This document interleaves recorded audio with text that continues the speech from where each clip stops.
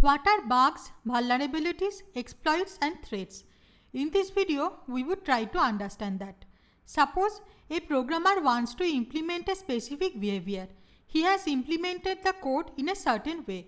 But after the software development, when the software is tested, it is seen that the software does not behave expectedly. The error, fault or flaw in a program or software that causes it to give unexpected results is called a bug. A bug causes a program or software to behave unexpectedly, but all bugs are not harmful.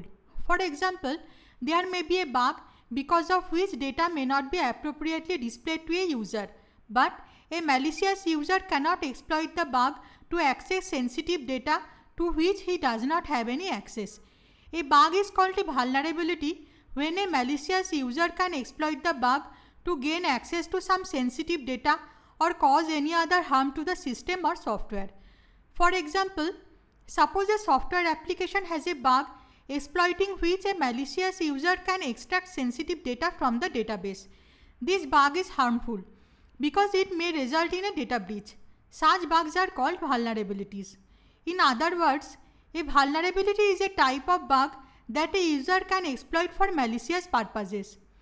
When a software application has a vulnerability, an attacker can exploit it in multiple ways.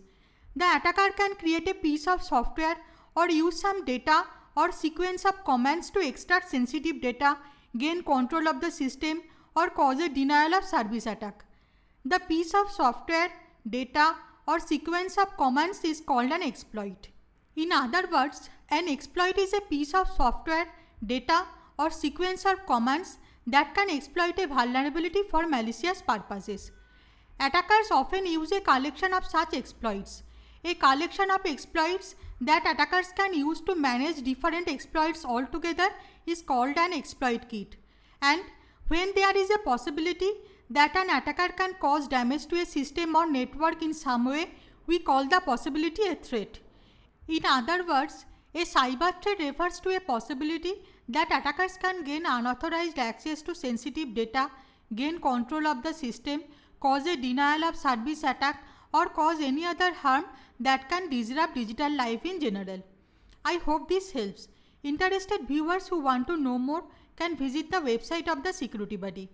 The Security Buddy provides many cybersecurity courses, including courses for various certification exams like the CCNA, CCNP or CompTIA. The relevant links are provided in the description. You can also subscribe to us and get notifications on recent videos.